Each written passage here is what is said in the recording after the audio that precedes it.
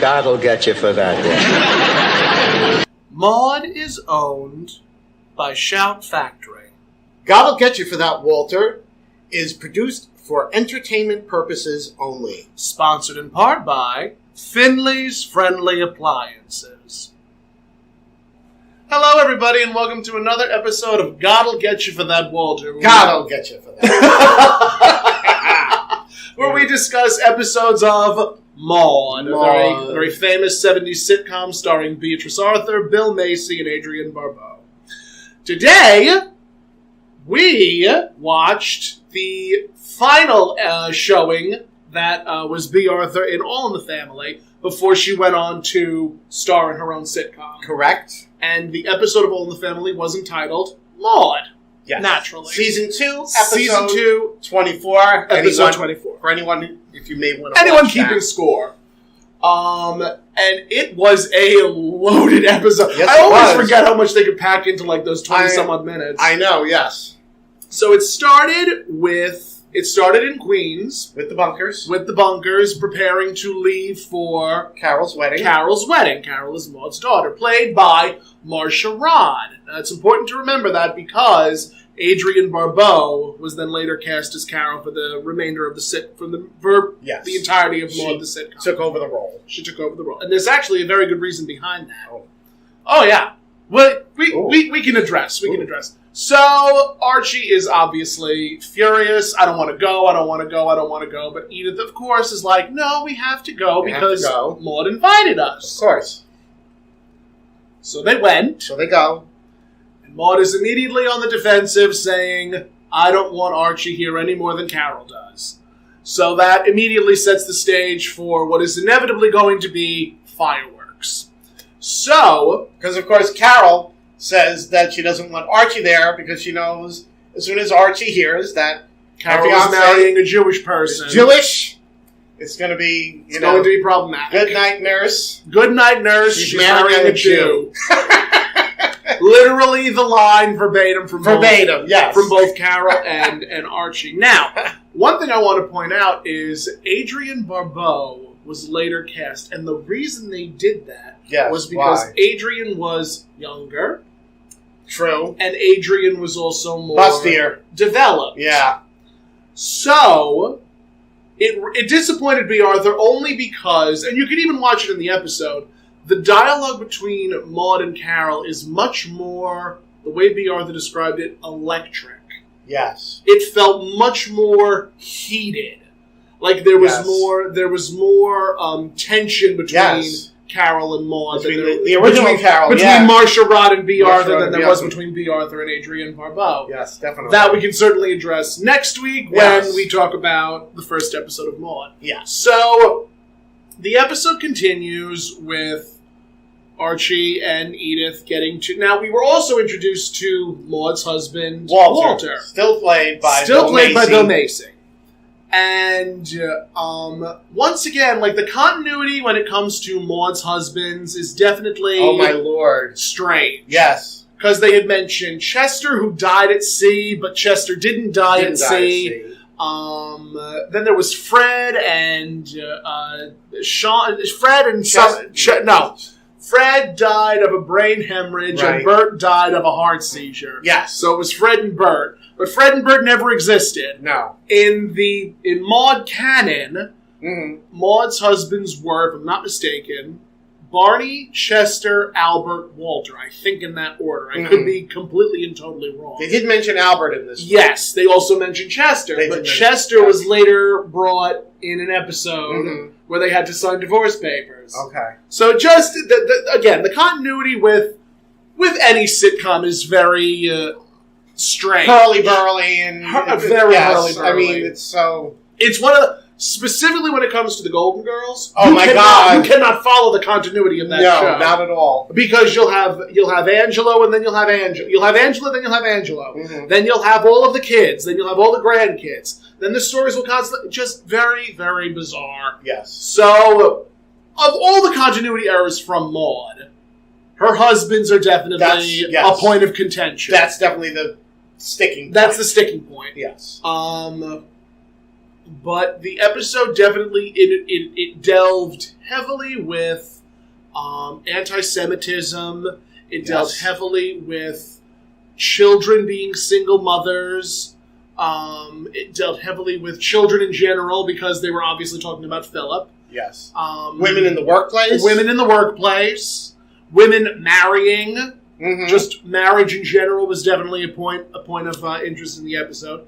And even Walter with calling Carol out for wearing a white wedding dress. For wearing a white wedding dress, yeah. When she was previously divorced. And she also has a child. Yeah. And, sort of like calling her out that she shouldn't be allowed to wear white. And, Carol throwing it back at him that, that's it's an archaic, sexist view of women, and also having premarital relations. Yes, where there's nothing wrong with having premarital sex. It's just, how did Carol put it? It's just a sexist view of women. Right. That a woman getting married, she's supposed to be a virgin, and the white wedding dress symbolizes that, pure and wholesome and all that fun stuff. And the man can be, and the man can do anything he wants. Yes. And it was, it's always... spread their seed willy-nilly. Literally. Literally. But that's something that was definitely a point that I think Norman wanted to do, is he wanted to make Carol similar to Maude. Not an exact copy, but very similar in terms of views and in terms of morality. Mm-hmm. And of course, Maude being from the 50s, definitely having more of a... I guess we can say narrow-minded view, mm-hmm. but still very much liberal and very, very open to new people. Yes. And it's honestly, this episode is a much better introduction to the Maude that became Maude. To the Maude universe. Basically. The Maude universe. Oh, I love that.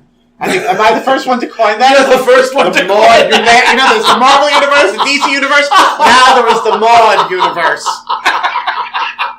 So, it definitely is a great introduction to who Maude is as a person. Mm. Specifically when the plumber, who at the time was working on the plumbing... The dishwasher in the household. Yes. Comes in and says, I still am owed $15 for a house call.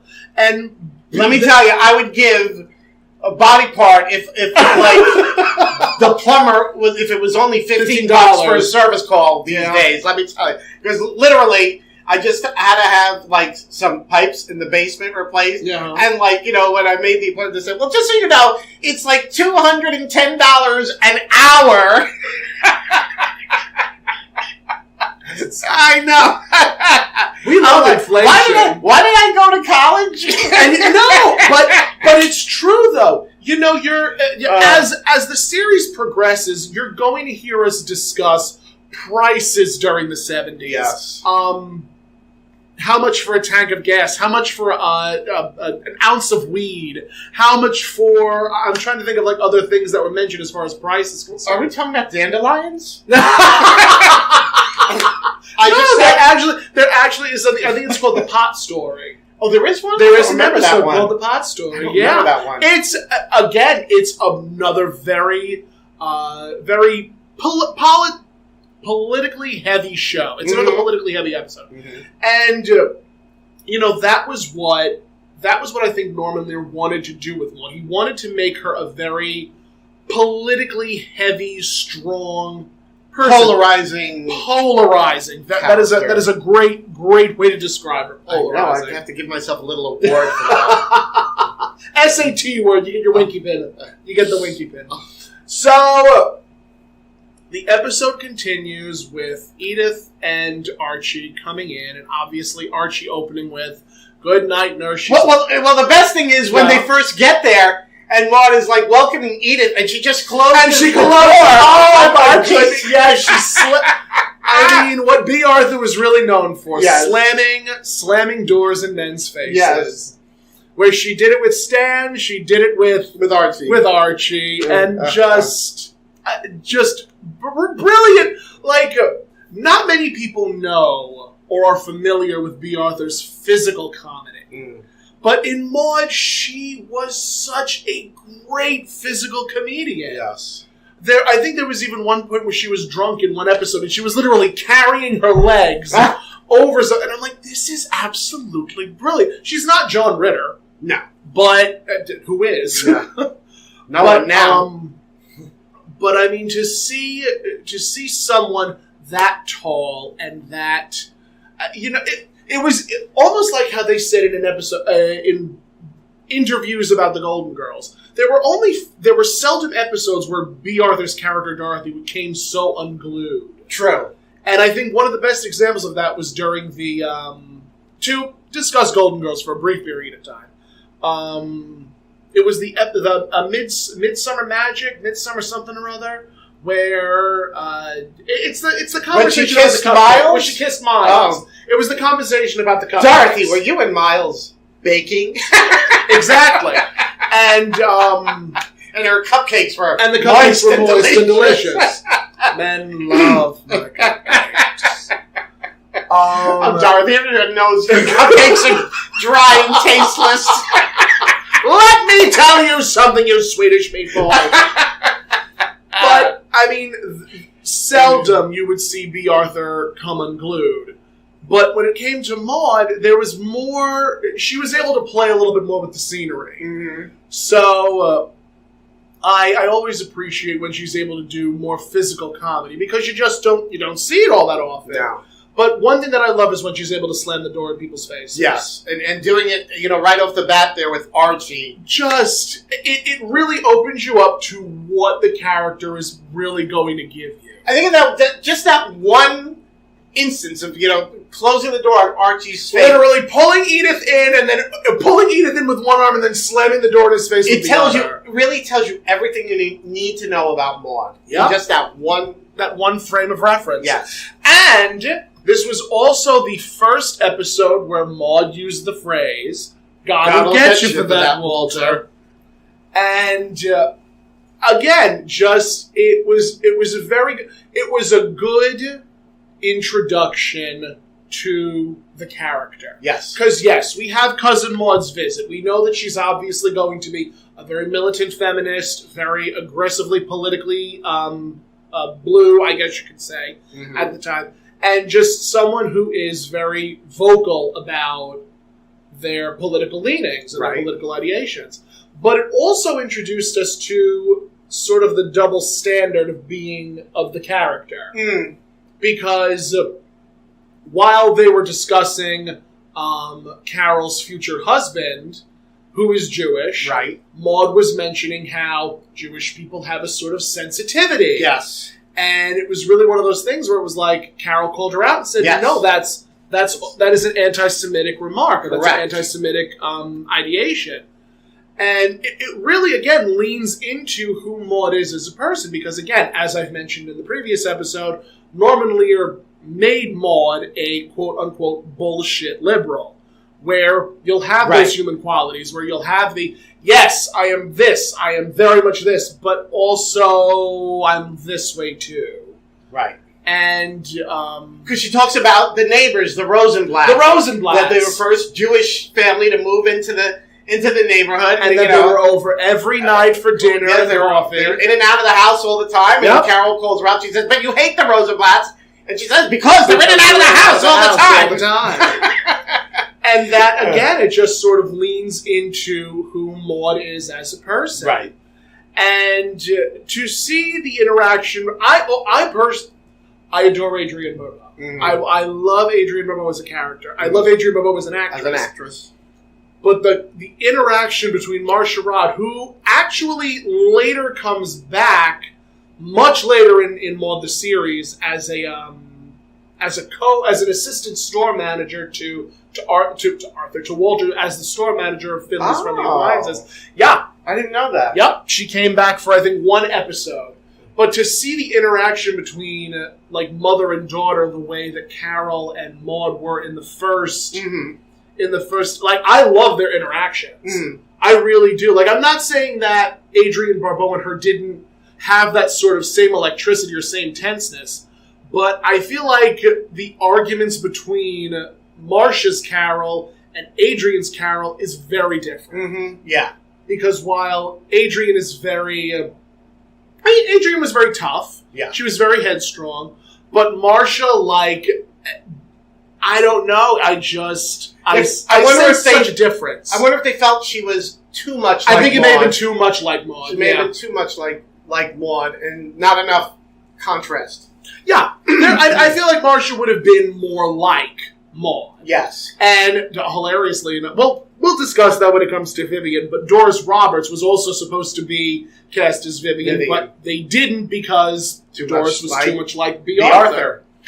So for I think one of the reasons was obviously Adrian's physical appearance, but her acting abilities, and she was also a little bit softer. Yeah, definitely. And, I mean, that's to her credit. That's still a great character to play opposite of this very strong, husky, like, claws out at a moment's notice Maude.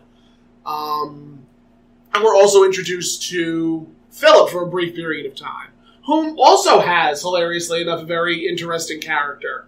Like, not just a quote-unquote dumb kid, but I think there was also an episode where Maude physically strikes the child. Right. That was an episode that we're definitely going to get to talk about. But ultimately, the episode continues with what was the husband's name? David. Yes. It was David. Yes, David. And they're supposed to. He comes in and just very, very manic character. Yes. Him and Walter go to the bachelor party, and Archie says, "Come on, there's a bachelor party happening at such and such." Archie won't go because he had to cough up $10. Yes, Archie wouldn't go because he had to cough up $10. He was not coughing up. He was not coughing up $10. Right. Because Archie will pinch the penny until the buffalo poops. The power of suggestion. So, the episode continues. Archie stays. Says he's going to stay. Says he's going to stay. And then as soon as the party shows up... The women for the bridal party. Shower. The bridal shower show up. Yes. And Maude says, "I have something to show you all." And presents Archie to the group. And then all of the ladies start saying, "Oh, that's so good." That's so, like, all clamoring for him. Yes. And Archie immediately gets up and says, "I'm going back to the hotel." Going back to the hotel. So Archie leaves, and Edith is left to stay with everybody. And then that's when it cuts to commercial. Right. And then it comes back. And they're all leaving. All the ladies are leaving. All the ladies are leaving, and Maude immediately says, "God, I'm tired." Right. Because apparently it's one of the things that we have to address here is that Maude is a bit of a narcissist. Oh, definitely. Where everything is about Maude and nobody else. And that's part of what makes her human.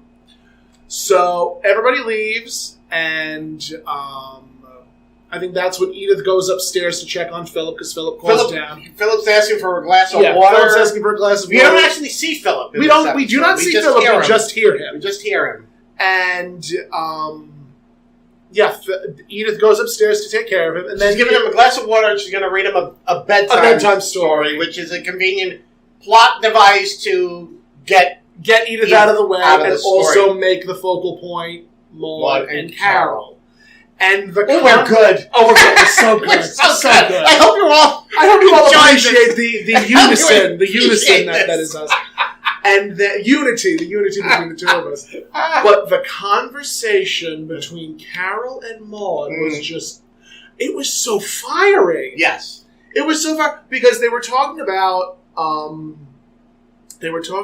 how many showers they each threw for the other. Yes. And it was just back and forth, where Maude was unrelenting. And I'm siding with Carol on this one. I'm not siding with Maude on that one. Oh my.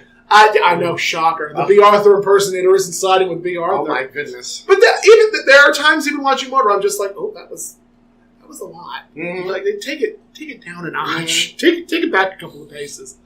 And just, again, the constant back and forth where Maude was saying, "You threw me a shower for Albert and Walter, and I threw you Walter." Right. She was saying that she threw it for Albert, but not Walter. Albert, yeah. And, and Carol was insisting, no, she threw it for Walter. not for Albert. And then Maude was saying, I threw you a shower for Dennis. Just Right. And that's another thing that changes is the name of Carol's first husband. Okay. Like, again, just continuity errors that's like minutia. Like, that I can handle. Couldn't anybody look at a past script just to say, or nobody remembers? What did we name Carol's first husband? No, it's like... But I mean, at least they took enough care and quality to keep most of the story intact. True. Unlike other sitcoms, past and present, that just did not pay attention to the script. It's like every episode is every episode's a new adventure, a completely new universe. But also, if you noticed, the writers on Maude were more consistent than they were for other sitcoms. True. Yes. Also, Susan Harris, who later wrote for Soap and Golden Girls, wrote a couple of episodes for Maude. Oh, she did? Mm-hmm. Okay. I think she is the two-parter that sticks out in my mind is Maude's Dilemma, which is the abortion episode. Susan Harris wrote that. Oh, she did? Mm-hmm. Yeah. She also wrote a couple of other, Susan Harris was a very... Prolific writer. That's a good word to use. Another SAT word. You're doing so good. You're doing so good. All of these big words that I never get to use, I'm finally able to use them. What a thunk. So, the episode continues with Carol and Maude arguing. Right. And then I think... That's when Walter and David enter. And they had a wild party. Yes. And Walter is angry. Walter is furious. Because the police were called. Right. That's a plot point, kids. Let's hold on to that for a moment. Remember that. The police were called. Walter is mad because the police were called. And raided the bachelor party. And raided the bachelor party. Hold on to that. Hold on to that for just a moment. It'll return. There's the reason. That's foreshadowing. Foreshadowing. Oh my God. We're on fire.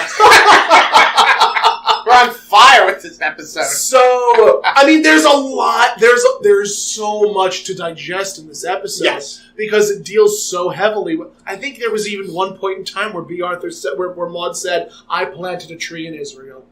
Yes.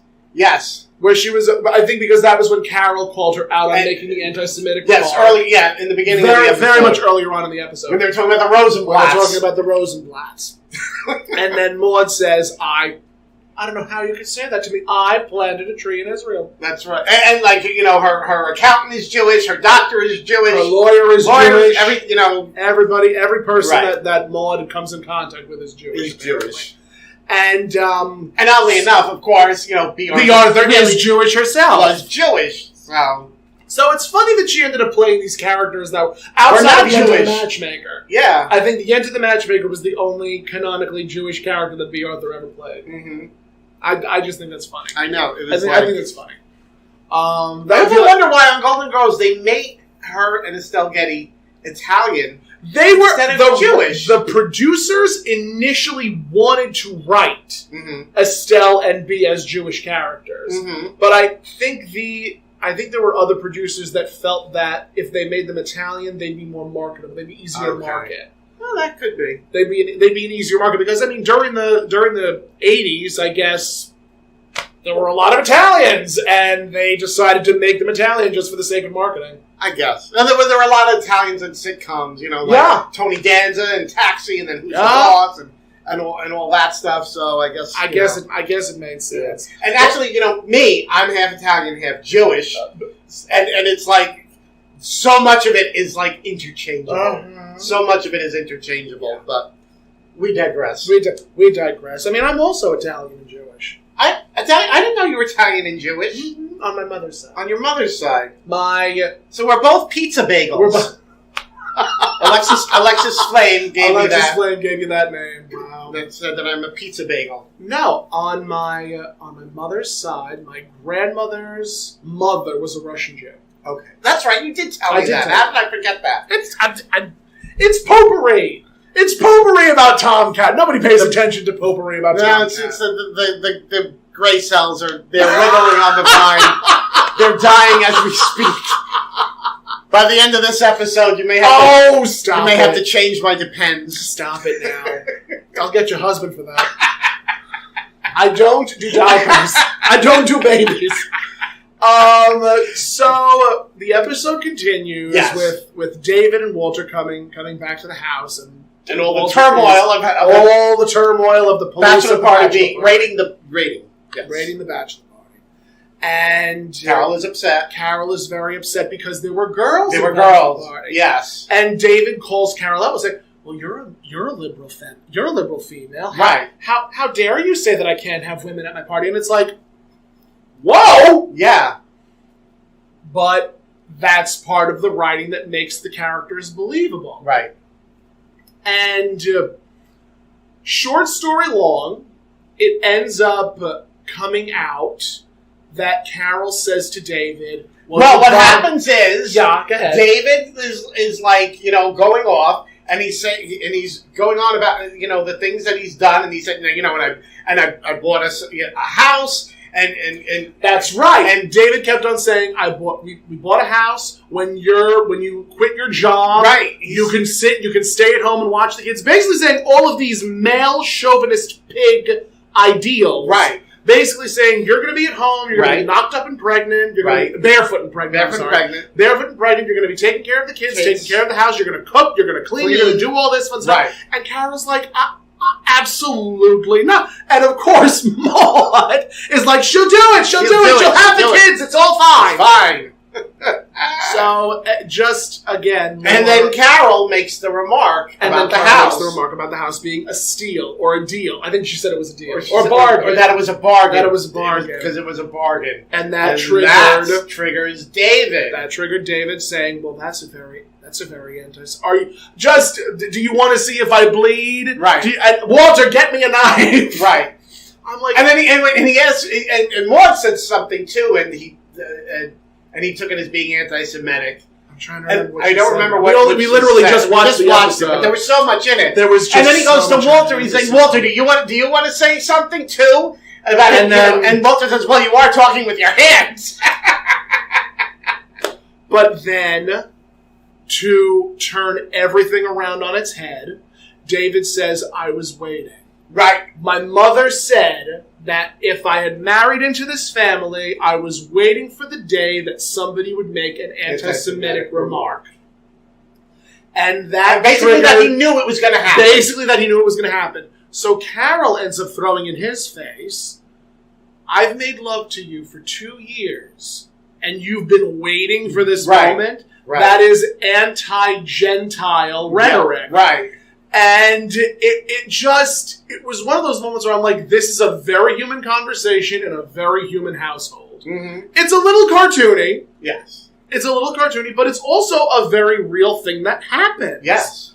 Because it's true. Mm-hmm. And I feel like that's one of the beautiful things about a lot of Norman Lear productions is that these episodes, these episodic episodes, are very human. Yes. And I can actually relate a real story that happened to me. Yeah. Years ago, when I was married, I was in like a straight marriage, and a relative of my then wife came over, and it was right around the time that the Berlin Wall came down. Okay.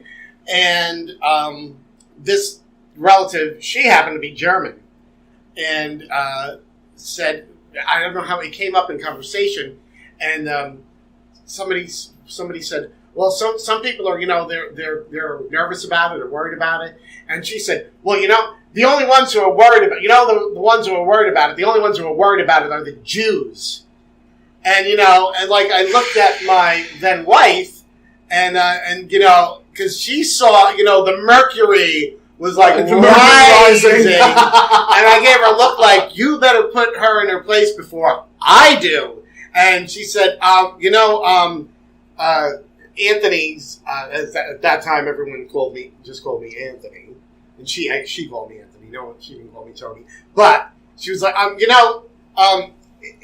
he's half Jewish. And all of a sudden, then she was like, didn't know what to say. And then my then mother-in-law was like, she didn't mean anything. She didn't mean anything. Deer in the headlines. And it's like, Deer in the headlines. It's like, yes, she did mean something.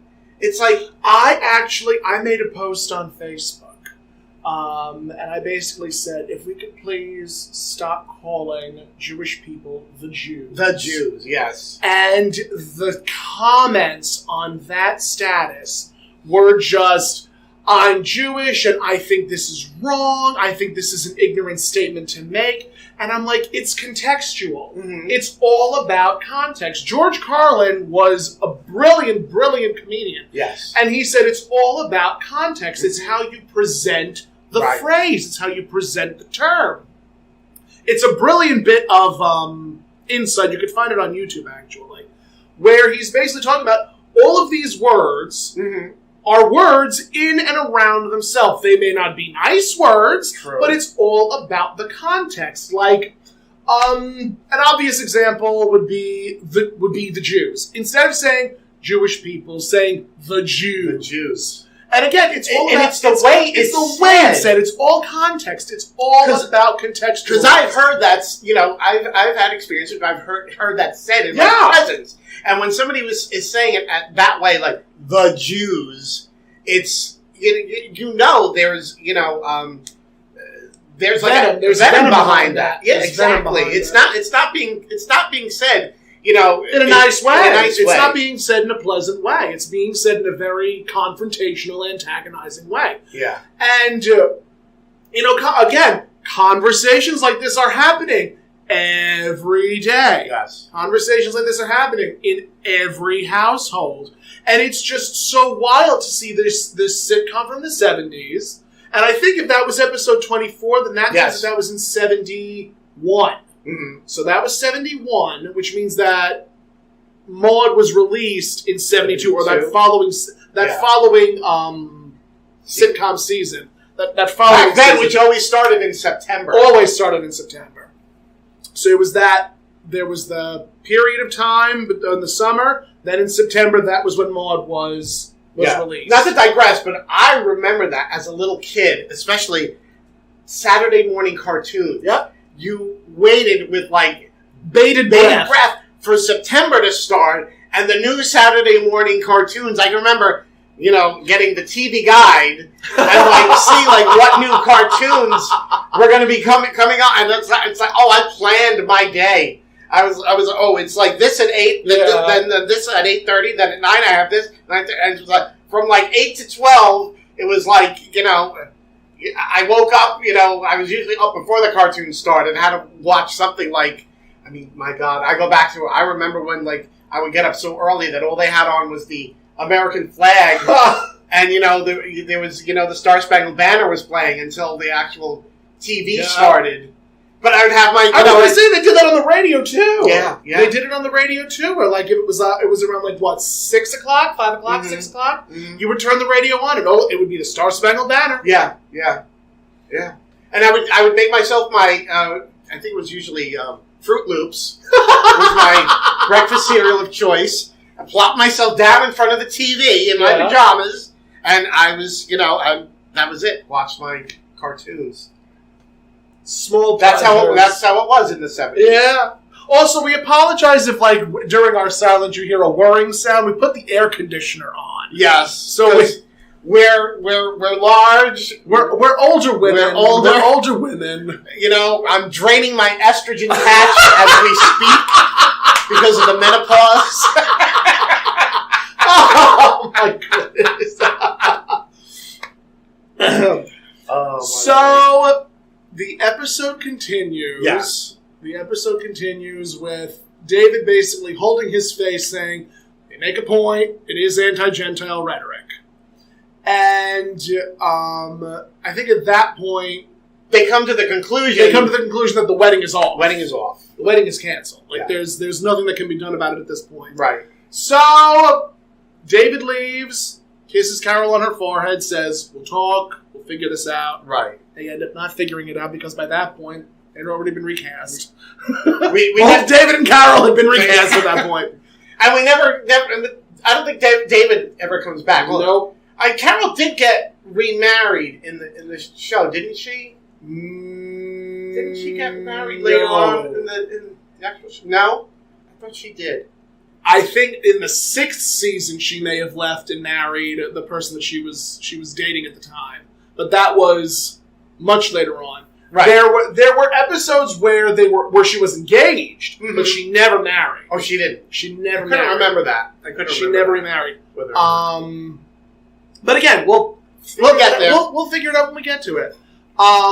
So that's how the episode pretty much ends with Carol and Maude and Walter basically having this moment together as a family where they're like, well, now what? Yeah. And then by that point, Archie comes back. Well, Edith came down. Edith came downstairs and said, what was the problem? What are we all laughing about? And everyone tells Edith, well, the wedding's off. Right. So then Archie enters, making a big fuss about something or other. And what does he mention but the fact that he had to call the police because there was a big to-do at the hotel that he was staying right. at. And that was the whole reason. So Archie was to blame. Archie was to blame for the raid, the fight, and the marriage busting up. The wedding, which Walter is really mad about because he's, paid all this money. Walter paid a lot of money for the hall, and he was complaining earlier in the episode, which is funny because that's something that a lot of people I guess wouldn't notice back in the day, or maybe they did notice because I noticed it too. But they're all talking about how sometimes Jewish people are tight with money, how they will always look for a bargain, when yet they're doing the same thing that they're critiquing this person about. Right. So again, it's just another layer of the humanity and the humility in the show.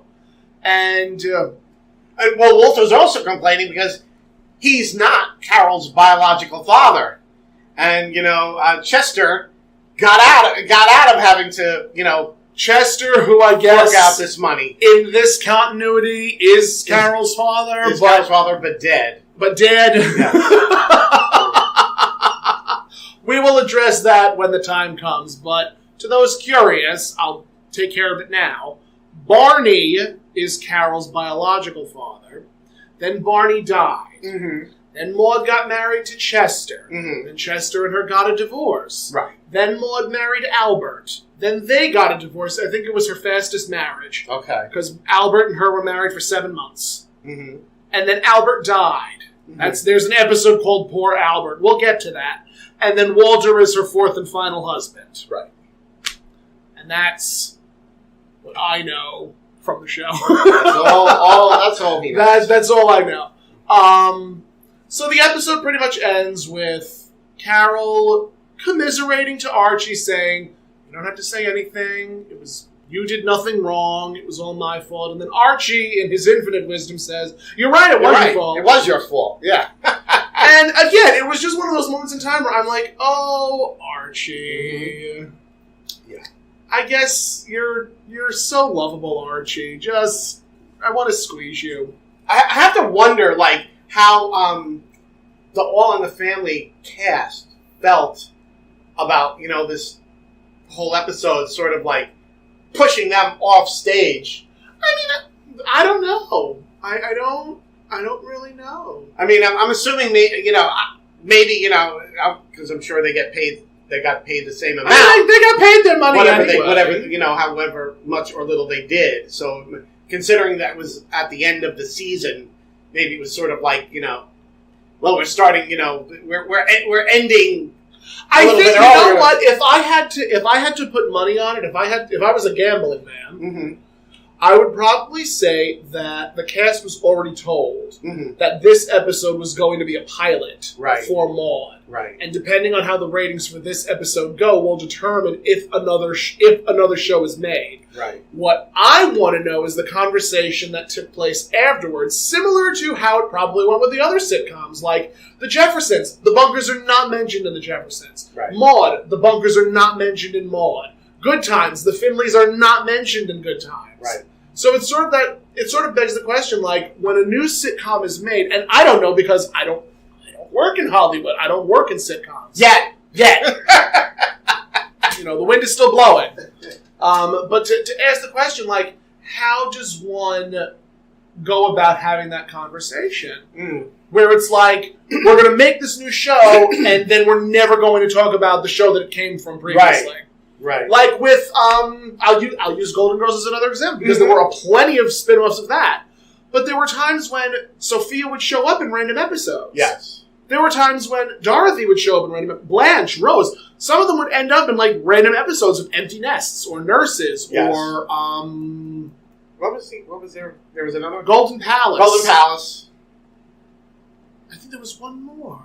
Was there? Empty Nests, Nurses, Golden Palace.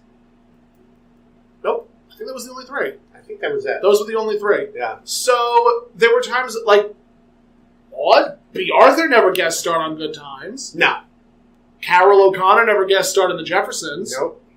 So it's like, how do you sort of have those conversations? But again, that's the mystery of Hollywood. Yeah. But yeah, this was definitely a full episode. Mm-hmm.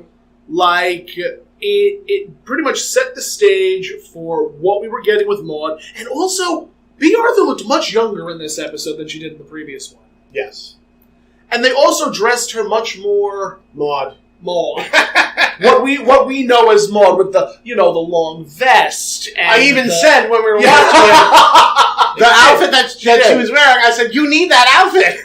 I do. that her velvet jumpsuit. It was a long green velvet dress, a powder blue blouse with a matching scarf, and I think a pair of regular slacks and flats. Yeah. But very long jewelry, and she still had I need to know who I can get to make me that ring. I want her green ring so badly. I may hit up Lolly Cox. Well, you'll get it. We know you'll get it. I'll figure it out. Now, I have a question. Talking about the wardrobe, did she wear like the scarves around the neck? Did she have a thing? Because I remember there was one episode where she got a facelift. So did she have a thing about her neck? Did she actually? Honestly, there was one. See, the problem is you can't watch some of these episodes as if they're a documentary. True. You have to watch it as if it's a whatchamacallit. Do I think she got a facelift? No. I know she got a facelift after Maude. Mm-hmm. She got a facelift after Maude, before Golden Girls, sort of, I think, right before Amanda's by the Sea also. Because B. Arthur was in 2.5, 3 sitcoms. There was Maude, there was Amanda's by the Sea, there was also another one where I think this was after Golden Girls, where she played a judge in a sitcom that starred some Hispanic actor whose name escapes me, some Latinx actor whose name escapes me. And then she was in Golden Girls. Mm-hmm. And then she did guest spots here and there. But she always wore... There were a few episodes where she wore, like, cleavage showing outfits. But she always wore something over it. So there may have been a scar on her neck. Something may have happened to her in her youth that, like, grew, and, like, when she grew up, it sort of manifested. Whatever the case may be. But most, if not all, of B. Arthur's outfits were very comfortable looking. Mm-hmm. She always wore very long vests, long jackets, very billowy. Like every time she moved, the cape, the flow went with her. She had a certain style, very certain style. Even in Golden Girls, like a lot of her outfits, she told the costumer, like, "I want something comfortable. Right. I don't want something that's form-fitting. I don't want something tight." That was Blanche's. Blanche was very form-fitting and very, very glitzy. Yes. Rue McClanahan's wardrobe, Rue kept most of her wardrobe. I think she had it in her contract. I'm not surprised. Rue had it in her contract that she would keep all of her costumes. Mm-hmm. I'm sure Betty White didn't want that one plaid dress, though. do you remember that? That plaid dress? Hideous plaid dress. Hideous plaid dress. Oh. But yeah, that was Maude's style. Like, she never wore dresses. She wore dresses, but it was seldom that she wore dresses. Yeah. I can think, like, maybe on two hands.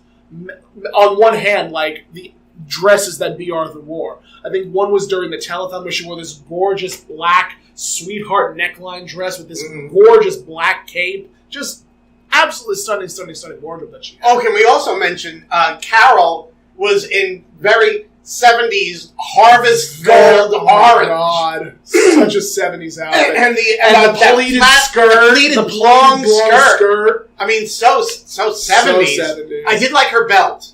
I adored her. I loved her belt. Her hairstyle was also very, like, yeah, that old 70s. Frank, my husband, would probably tell us what that was called. But yeah, one of the things that I loved about Maude is that her hairstyle hardly ever changed. No. Like, she would either get a haircut and it would be blown out, like swept to one side, or she would have like two curls in front. Like, again, very much of her time. Very, very 60s. Her hairstyle was very 60s. You think that was 60s? I don't know. Or maybe 50s and it was just blown out. I don't know. We'll have to talk to Tony's husband. We have to discuss with the wig wizard and determine. We will have a full analysis and dissection of what exactly Maude's hairdo was. And Bill Macy, bless his heart, was still having a bald spot. Yes. Well. Yeah. What can you do? All of our hairdos, all of our hair is going the way of the dodo. Thank God we have wigs. Thank God we have wigs. Oh, thank God we have wigs is right. Thank God we have wigs. But I mean, I love this episode of All in the Family because it doesn't focus on them. True. No, because it sort of takes us to where things are going to go. Mm-hmm. And like I said, it definitely 100% set the stage for the Maude show that we all are very familiar with, that led to this point. I think one of my favorite things is how even Carol during the episode would say to Walter, like, you are the good cop and Maude is the bad cop. Right. Like, if there's a problem, you just say, Maude, sick him. Sick him. And she does. She does. She did. And there was even a point in time, and it happens periodically, where Walter will just say, Maude, sit. And Maude will sit down. True. Or Maude will listen to Walter. Mm. And I think that's addressed in a callback episode. But that's a later conversation. But it is an episode where it's pretty much an episode that takes place before Maude and Walter got married. Like, they were still dating at the time. And it's in the first, I'm pretty sure it's in the first season too, but later. That's a later conversation. We'll get to it. But yeah, I adored this episode because there were a lot of moments that, again, are still happening today. Like, there's so much staying power in some episodes of Maude. The same way that there are staying power in episodes of The Jeffersons or All in the Family or Good Times. Like, there are times I can just sit down and watch Good Times and be like, yeah, that's happening now. Yeah. Or watching The Jeffersons. That's happening now. Very true. Very true. So it's definitely one of those moments where I'm like, I wish, and I said this in the previous episode, I will say this probably every episode. I wish that Maude would do better in syndication. Right. Just because there are so many quality moments that are happening. Mm-hmm. Yeah. Well, maybe that have happened. Maybe us doing this. Maybe us doing this will pave the way. Who knows? So I doubt we'll make any money off it. Probably not. But you know something?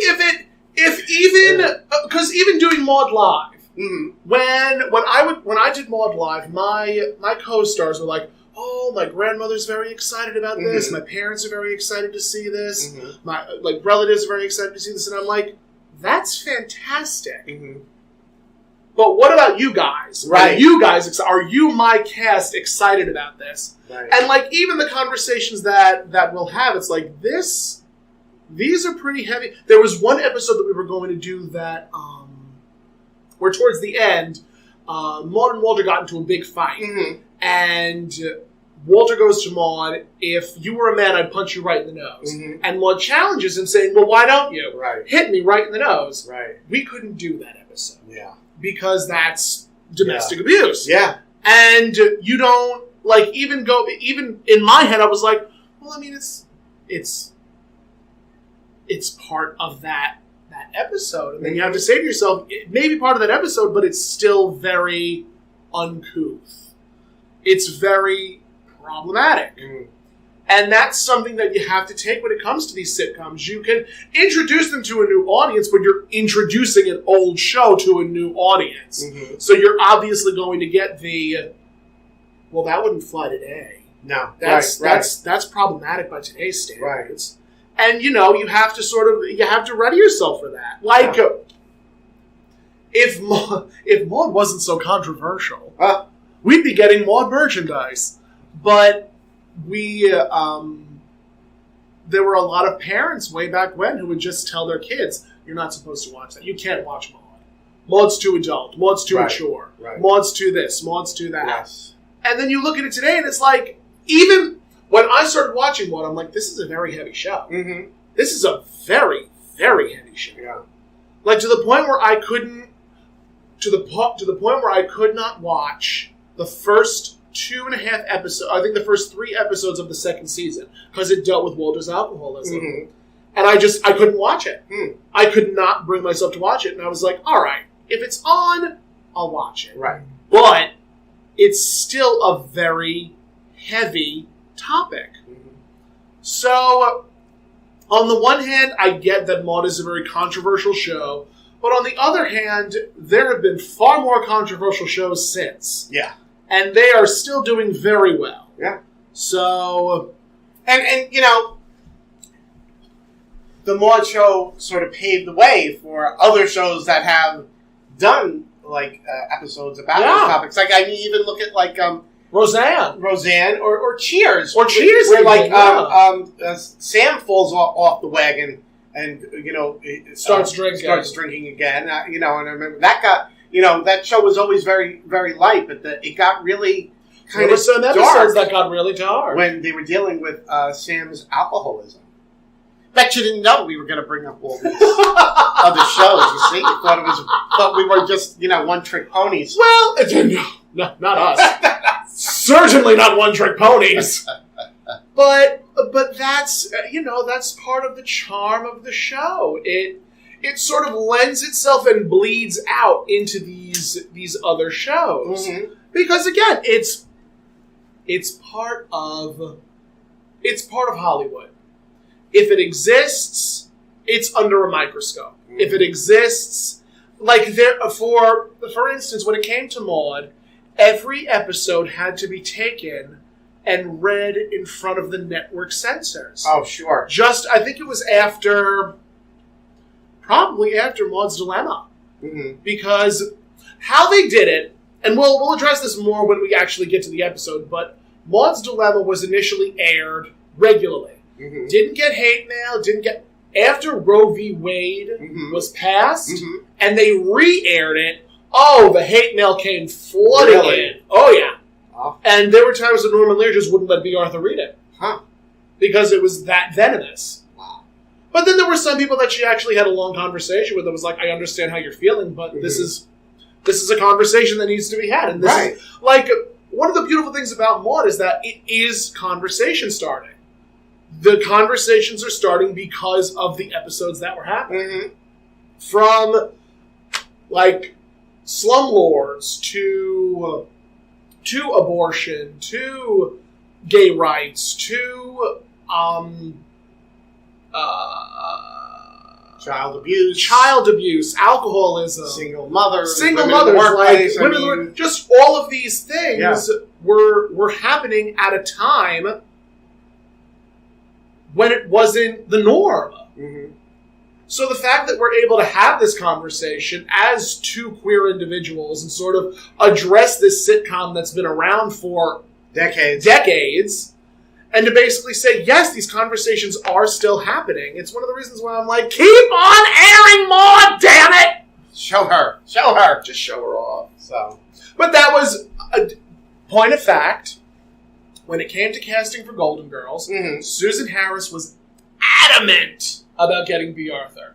Susan Harris was adamant about getting B. Arthur to play Dorothy. Mm-hmm. That they went through, I think they went through Charlotte Rae, they went through Elaine Stritch. They went through. Who else did they try to cast as Dorothy? Just a laundry list of broady type actresses. Right. And one of the reasons why they didn't want B. Arthur was because of Maude. Oh. Because Maude was such a controversial show that it ended in 78. Golden Girls was in 85. That's right. 8, 9, 1, 2, 0, 4, 5. That's 6 years. Mm-hmm. 6 or 7 years. Mm-hmm. And in 6 or 7 years, the mark of Maude still sort of, I guess, still lingered yeah. for the producers. That when Rue McClanahan finally convinced B to come on, mm-hmm. B was like, all right, that's fine. Mm-hmm. Because at first B was just, no, I don't want to, because at the time, Rue and Betty were playing opposite. Rue was going to play Rose, and Betty was going to play Blanche. And Rue called up B and said, this is what's happening. And then B was like, I'm not going to play Maude and Vivian interact with Sue Ann Nivens. Right. But when Rue said, no, I'm playing the vamp. Right. And Betty's playing the ditz. B was like, okay, I can get behind that. I'm a fan of that. And the rest is history. Mm-hmm. But yeah, we almost didn't get it because of Maude. So mm-hmm. it's one of those things that like really interests me about Maude. Mm-hmm. And it's one of the reasons why I continue to watch it. Yes, it's a very hard-hitting show. Yeah. But the conversations that are had in the episodes are still being had today. Yeah. So, I don't know how many shows you could really say that about. Not many. You know, I mean, Golden Girls, obviously. Roseanne, definitely. Now, mind you, I'm not a Roseanne fan. I love Metcalf. Oh, Laurie Metcalf. I love Laurie Metcalf. Yes. I love, not John Candy. Not John Candy. Not John Candy. Oh my God! What? John Goodman. John Goodman. Thank you. I knew it was a John. But I love Laurie Metcalf. I love John Goodman. Mm-hmm. But I never cared for Roseanne Barr. Yeah, she was kind of. She's an acquired taste. Yeah, definitely. Even in present day, she's still an acquired taste. But much more so. But hence why she was, Valerie Harper.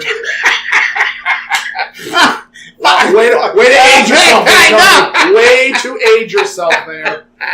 But I hope that my hope is that this will sort of bring light to this show because it is a good show. Yes. And I also found out, this is a bit of potpourri too, that Bill Macy pulled his pants down at an awards ceremony. Really? And because of that, the show would never get an award, with the exception of B. Arthur, who won an Emmy. She won an Emmy for, my guess is she won an Emmy for Maude Bears Her Soul, which we'll talk about later. But the show, I think the award ceremony, or the people who ran the award ceremony, looked at Bill Macy and said, Maude will never get an award. Oh, jeez. So the show sort of has a very storied history. Really, yeah. And I look forward to jumping into it with you guys, and you too, Tony. I know. I'm having so much fun. But if you would like to continue to follow us, you can at the God Will Get You for that. Soon to have a Facebook page. All that good stuff. God Will Get You for that. Walter the podcast will be available, hopefully, for downloading soon. Mm-hmm. If you would like to follow me, you can at that Tomcat on all forms of social media, YouTube, Facebook, TikTok, all of it. I'm there. And if you would like to follow Toni Homeperm, you can at... Oh, Facebook, YouTube, Instagram, Twitch, all that stuff. I don't know what I actually do on Twitch, but I'm there. It's there. But I'm there. It's there. I don't know why I'm there, but I'm there. I just woke up one day and I was there. And there you were. There you was.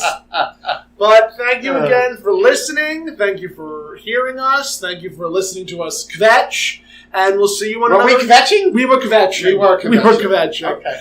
And we will see you on another episode of God Will Get You for That, Walter. God Will Get You for That, Walter. Bye-bye, everyone. Bye, guys.